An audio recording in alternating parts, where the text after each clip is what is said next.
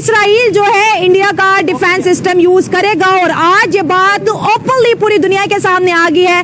Barack 8 missile को जी Israel use कर रहे हैं अपने डिफेंस को और ये surface to air missile system है जो कि इंडिया और इसराइल की जो है म्यूचुअल कोऑपरेशन की मदद से ये बनाया गया। पहले उन्होंने लीबिया को खत्म किया, फिर शाम को खत्म किया, फिर इराक को खत्म किया, अब ईरान को खत्म किया है। लेकिन देखने को यह आ रहा है कि पूरे आलम इस्लाम के मुसलमान तो ईरान के साथ हैं लेकिन हुक्मरान साथ। ये पाकिस्तान है, फर्ज कर लें। अब ये है मैशियत, ये भर गया। हाँ। अरे ये मैशियत रुक क्यों नहीं पा रही, उसकी वजह क्या है? ये और खासतौर पे जो एयर बेसिस के हवाले से बड़ी बात हो रही है कि जी जो इस्लामी ममालिक के जो एयर स्पेसिस है वो इस्तेमाल हुए। देखिए ये अभी की बात नहीं है, बहुत सारे मुल्क हमारे जो अरब मुल्क हैं या मुसलमान मुल्क हैं वो पहले ही कॉम्प्रोमाइज कर चुके हैं। और इस वक्त जो है नेवी जो इसराइल की है वो भी इंडिया का जो है air defence system missile system जो है वो इस्तेमाल कर रही है।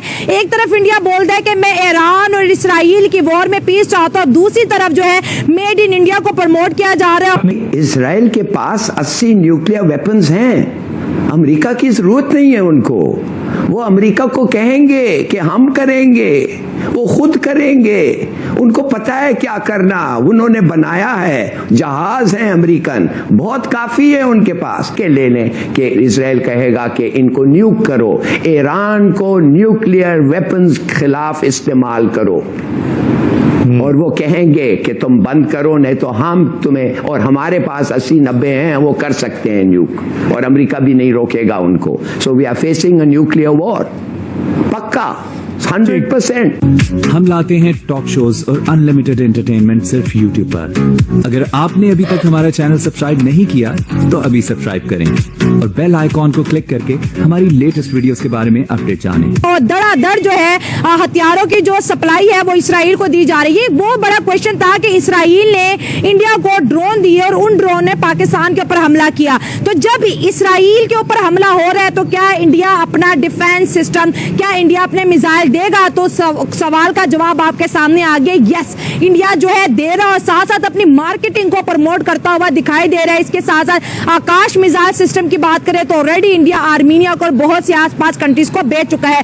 तो इस जंग के अंदर जी एक तरफ अमेरिका है तो दूसरी जानिब इसराइल के साथ जी उसका दायां हाथ बनके इंडिया खड़ा है। और इस वक्त ईरान जो है उसको पाकिस्तान तो जो है पॉलिटिकली सपोर्ट कर रहा है लेकिन मिलिटरली हम क्यों नहीं सपोर्ट कर पा रहे जिस तरह इंडिया इसराइल को कर रहा है। खैबर पख्तूनख्वा सूबे के chief minister Ali mean Gandapur साहब पाकिस्तानी कौम से कह रहे हैं कि गजवा हिंद की तैयारी करो। तो डॉक्टर तारिक फजल चौधरी साहब, गजवा हिंद की तैयारी के लिए जरूरी है कि आपके अंदर इत्तेहाद होना चाहिए, एक दूसरे की टांग नहीं खींचनी चाहिए। एक तरफ आपका बॉर्डर है, अभी हिंदुस्तान पाकिस्तान की वार ठीक है वक्ती तौर पर रुक जरूर गई है लेकिन खतरात के बादल अभी भी मंडला रहे हैं। आप हिंदुत्व सोच और अखंड भारत वालों से ये उम्मीद ना रखें कि जंग आपकी खत्म हो गई है। एक तरफ इंडिया खड़ा हुआ और ईरान का जो आपका सेफ बॉर्डर था वहां अगर रजीम चेंज हो जाती है तो फिर ईरान तक तो इसराइल को रास्ते में कोई नहीं रोकेगा। फिर अगला टारगेट डेफिनेटली उसका पाकिस्तान के ऐसा सही होंगे और इधर हिंदुस्तान की पूरी सपोर्ट होगी। उसके तो जहाजों को कहीं ईंधन लेने की जरूरत नहीं पड़ेगी। आज अगर आप होश के नाखून नहीं लेते, आज अगर आप इकट्ठे नहीं होते और यहाँ इसराइल को उसके दांत खट्टे नहीं करते जिस तरह हमने हिंदुस्तान के किए हैं और उसको बैक नहीं करते, उसके सामने बंद नहीं बांधते तो वो तो बढ़ता चला जाएगा। पहली बात यह है कि आपने क्वेश्चन ये किया है कि क्या इंडिया इस तरह सपोर्ट करेगा इसराइल को जिस तरह इसराइल ने इंडिया को पाकिस्तान के अगेंस्ट इस्तेमाल किया था। तो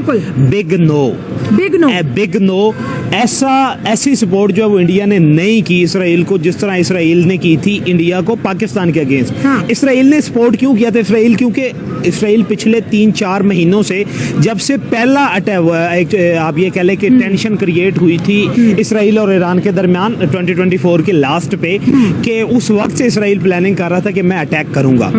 अब क्या था कि इसराइल ने इसके अगेंस्ट जो है वो उन्होंने इंडिया की हेल्प की। इस वॉर जो टेंशन पाकिस्तान और इंडिया के दरमियान थी, ये तो छोटे लेवल पे आप ये कह लें कि इतनी बड़ी दोनों इकोनॉमीज, इतनी बड़ी फौज रखने वाले दोनों ममालिक जो इतनी बड़ी एटॉमिक पावर के दरमियान ये टेंशन एक छोटी सी टेंशन थी नॉर्मल। आप जो जब लोग जियो पॉलिटिक्स को हम लोग स्टडी करते हैं या वॉर्स की हिस्ट्री को स्टडी करते हैं, हमने वर्ल्ड वॉर 1 भी देखी है, हमने 2 भी देखी है, हमने 3 का आगाज है। 3 का आगाज अभी आपने देखी, लेकिन वो छोटी बात थी। लेकिन दूसरी बात यह कि इंडिया ने इस हिसाब से इसराइल को सपोर्ट नहीं किया।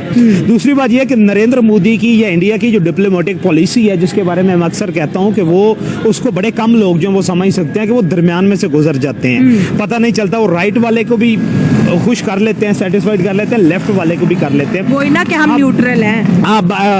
बराक 8 जो है, जो कि आप ये कह लें कि इसराइली मिसाइल डिफेंस सिस्टम है। पहली बात ये है कि दुनिया में इसराइली नहीं, इंडिया है। मैं बताता हूँ, ये इसराइल और इंडिया की कोलैबोरेशन से बनाया गया एक डिफेंस सिस्टम है। अब S-400 जो इंडिया का इस वक्त ना, दुनिया एक तो अमेरिका के पास डिफेंस सिस्टम है, और उसके बाद जो बेहतरीन डिफेंस सिस्टम थे ना, वो 2 थे अमेरिका के अलावा। एक था S-400 जो कि इंडिया के पास था, और दूसरा था इनके पास आयरन डूम जो है, जो कि इसराइल के पास था। एग्री। अब क्या हुआ, अभी तक इनकी कोई टेस्टिंग नहीं हुई थी। S-400 की टेस्टिंग हुई पाकिस्तान और इंडिया की जब टेंशन हुई, तो उसमें अब देखें जो इनके एक्सपेरिमेंट किए जाते हैं ना, अब जिस तरह हम लोगों ने एटॉमिक टेस्ट हम लोग करते हैं, एटॉमिक टेस्ट हम लोग करते हैं, वहाँ पे पॉपुलेशन नहीं होती। अभी तक एटॉमिक टेस्ट हिरोशिमा और नागासाकी वाला हुआ, उसके बाद एटॉमिक टेस्ट नोड। एटॉमिक टेस्ट के बारे में तो कहते हैं कि वो उसका तो टेम्परेचर लेवल बहुत ज़्यादा हाई है ना, उस पर तो हम लोग बात नहीं कर सकते। लेकिन ये जो डिफेंस सिस्टम थे, अब इसराइल को पहले ये बात थी ना, लास्ट जब टेंशन हुई थी ईरान और इसराइल के दरमियान, मैंने कहा था कि इसराइल का वो भरम टूट गया कि नाकाबिले तस्खीर है। ईरान ने इसराइल के अंदर अटैक करके उन्होंने 400 मिसाइल दागे थे, जिसमें से 10-15 गिर गए थे। मैंने कहा था कि अगर 5% भी रेशो हो ना इसराइल के अंदर जाने की ईरान के मिसाइल को, तो वो बहुत बड़ी रेशो है। और अभी तक उन्होंने, आपने ईरान के बयान ये भी सुना होगा कि उनके पास जो खुफिया मिसाइल है उसका 5% या खुफिया स्ट्रेंथ जो है, हिडन स्ट्रेंथ जो उसका 5% उन्होंने यूज़ किया है, और जो पब्लिक स्ट्रेंथ है उसका 30% यूज़ किया है। अब ये जो एयर डिफेंस सिस्टम है, आप ये कह लें कि ये जो बराक 8 है, ये इसराइल और अमेरिका, इंडिया ने कोलैबोरेशन से 2007 में डेवलप किया था, और पहला टेस्ट इंडिया ने इसका किया था 2015 में। अच्छा। और क्लेम यही किया जा रहा था कि एक बेहतरीन डिफेंस सिस्टम है कि ये 40 किलोमीटर से 350 किलोमीटर की रेंज में मिसाइल को नाकारा बना सकता है। अमेरिका का इंटरवेंशन के बाद इजराइल का पूरा मकसद पूरा हो गया है। अब इजराइल अपने आप पे लेगा क्या कहते हैं वो जो टू अटैक ईरान, और वो हर ईरान की जो रिस्पॉन्स होगा अपने कंधों पे लेगा वो। और जब वो लेगा अपने कंधों पे, तो फिर थोड़ा सा वो सबसाइड हो जाता है द इम्पोर्टेंस। अमेरिका उसको पॉलिटिकल और डिप्लोमेटिक सपोर्ट देगा, और अमेरिका जो नहीं करना था, जो बता दिया है कि it can never be fair, it can never obey international law, diplomacy, international UN, जो भी है, किसी चीज अमेरिका को नहीं रोक सकता है इजराइल के साथ खड़ा होना। तो ये बता देता है कि America is not a just country.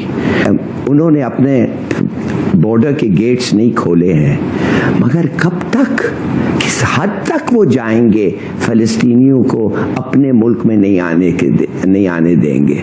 ठीक है, ये चीन क्या, ये मिस्र कर क्या रहा है, मरने दे रहा है इनको। खुदा के लिए at this rate, at this point खोलो। एक तरफ होगा आपके India on one side, Israel on other side. तो आपको ये वीडियो कैसा लगा कमेंट बॉक्स में जरूर लिखिए। इस वीडियो को लाइक कीजिए, शेयर कीजिए, सब्सक्राइब करना ना भूलिए आपके चैनल EFC और जेड को। मिलते हैं अगली वीडियो में। जय हिंद।